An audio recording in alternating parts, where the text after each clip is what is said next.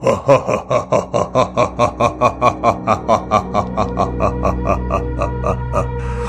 गए 1 महीने के मुसलमान। 11 महीने तो ये मेरी इबादत करते हैं और नेक होने का वादा करते हैं। तभी रोशनी आती है और शैतान को जलाती है। छोड़ दे, मुझे छोड़ दे अल्लाह। तू अपने बंदों को सिर्फ इसी महीने बचा सकता है, लेकिन मैं फिर भी दूर से होकर भी इन पर फूंक मारता रहूंगा और इन्हें शैतान की राह पर बहकाता रहूंगा। छोड़ दे मुझे अल्लाह ताला, फिर देख मैं तेरे बंदों को कैसे बहकाता हूँ।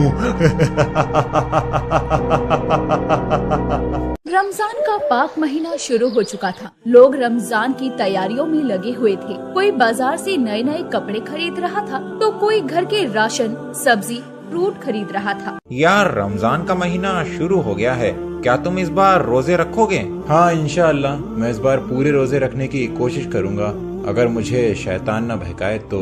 अरे, ये महीना पाक का महीना है। इस महीने अल्लाह ताला शैतान को कैद कर देता है जिससे वो हमें बहका ना सके, लेकिन वो दूर से ही फूंक मारता है जिससे कुछ बंदे बहक भी जाते हैं। शैतान लोगों को रमजान छोड़ने के लिए मजबूर करता है ताकि वे अल्लाह की राह में नेकी ना कमा सकें और मैदाने हसर में शर्मिंदा होना पड़े और जन्नत की जगह दोजक में जाना पड़े। इससे शैतान बहुत खुश होता है। तो हमें कोशिश करना चाहिए कि हमें रमजान के महीने में पूरे रोजे रखना चाहिए। भाईजान, इस बार मैं पूरे रोजे रखने की कोशिश करूंगा इंशाअल्लाह। अगले दिन कल से रोजा चालू है, रोजा रखो या ना रखो? हाँ, ना रख रोजा।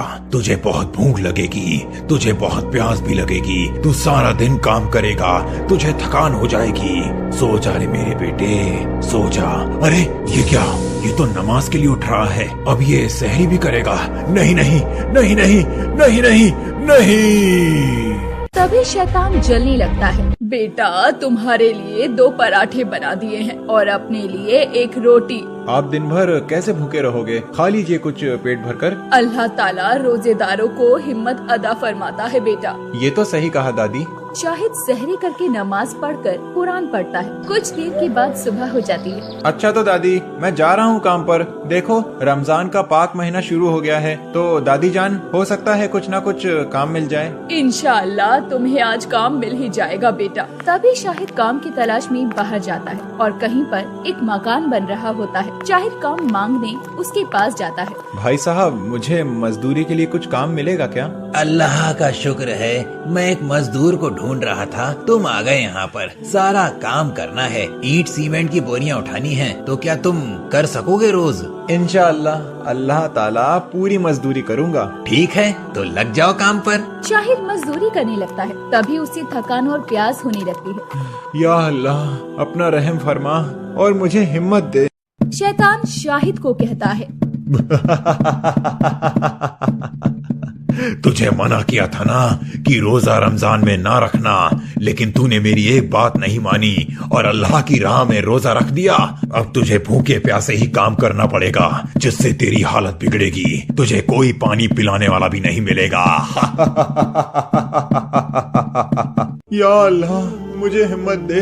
शैतान मुझे बहका रहा है कि मैं रमजान में रोजा न रख सकूं। मुझे हिम्मत दे मेरे अल्लाह।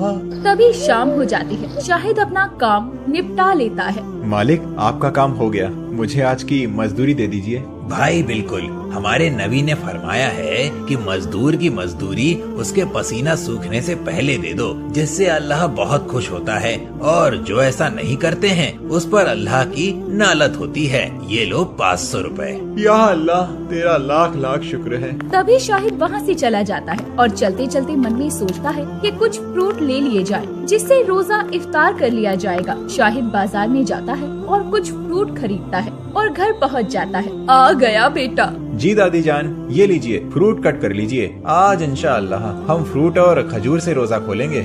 माशाअल्लाह, मेरा पोता कितनी मेहनत करता है। तुम जैसा पोता हर दादी को अल्लाह दे। अरे कुछ नहीं दादी। कुछ देर के बाद अजान होने लगती है और वो दुआ पढ़कर रोजा खोलते हैं। या अल्लाह, तेरा लाख लाख शुक्र है जो हम गरीबों को ऐसी नियामतें अता फरमाता है, हम इसके काबिल भी नहीं। अल्लाह ताला हर एक गरीब के दस्तरखान को सजा। कुछ लोग ऐसे भी होते हैं जो पानी पीकर गुजारा चलाते हैं। यह अल्लाह ताला सबकी मदद फरमा। तभी शाहिद नमाज पढ़ने के लिए मस्जिद में जाता है। तभी मस्जिद में नमाज पढ़ते टाइम शैतान दूर से फूंक मारता है कि वो अल्लाह की इबादत छोड़ दे, दुनिया की बातें सोचने लगे। लेकिन अल्लाह की रहमत इतनी थी कि शैतान की फूंक काम नहीं करती। शाहिद पूरी तरह से नमाज मुकम्मल कर लेता है। नहीं नहीं, इसने नमाज कैसे पढ़ लिया? आज का रोजा भी रख लिया। लगता है रमजान तक मैं इन लोगों का कुछ नहीं बिगाड़ पाऊंगा, लेकिन ईद होते ही मैं इन पर हावी हो जाऊंगा। शाहिद नमाज पढ़कर आता है और फिर कुरान की तिलावत करने लगता है। नहीं नहीं नहीं, मुझे बहुत जलन हो रही है। नमाज पढ़ने के बाद कुरान भी पढ़ने लगा। मैं इसे कैसे देख सकता हूँ? ये तो मेरी हार पर हार हो रही है। लगता है मुझे अपने दोस्त शैतान जिन को बुलाना ही पड़ेगा। तभी शैतान कब्रिस्तान जाता है और अपने दोस्त शैतान जिन को उठाता है। शैतान जिन, मेरे दोस्त, मुझे तेरी मदद की जरूरत है। मैं इंसानों को बहकाने में नाकाम हो रहा हूँ। मुझे तुम्हारी जरूरत है। उठो मेरे आका। शैतान जिन। कौन कमबख्त है जिसने मेरी नींद तोड़ी? तुम्हें पता होना चाहिए, रमजान का पाक महीना चल रहा है। हमें अपनी अपनी कब्रों में ही सोना चाहिए, नहीं तो अल्लाह का कहर नाजिल होगा। लगता है तुम्हें ये नहीं मालूम, रमजान में मैं, तुम किसी इंसान को नहीं बहका सकते। इस महीने में ना ही उनकी निगाहों को, ना ही उनकी जुबान को वो अल्लाह की राह में पूरे सच्चे दिल से लग जाता है। हम चाह कर भी उनका कुछ नहीं बिगाड़ सकते, इसीलिए चले जाओ यहाँ से। अरे मेरे दोस्त, तुम ऐसी बात क्यों कर रहे हो? क्योंकि मैं मरना नहीं चाहता। पागल, अपने कब्र में जाकर सो जा, नहीं तो अल्लाह ताला घर में घुसकर मारेंगे। तुझ पर कहर नाजिल हो जाएगा और तू इस दुनिया से फना हो जाएगा। लगता है तुम डरपोक हो। मैं तुम्हें आज से आका नहीं मानूंगा और मैं खुद ही इंसान को बहका लूंगा। अगले दिन शाहिद अपने काम पर निकल जाता है। अच्छा तो दादी जान, मैं जा रहा हूँ। आज मुझे काम पर जल्दी जाना होगा। मालिक ने मुझे काम पर जल्दी बुलाया था।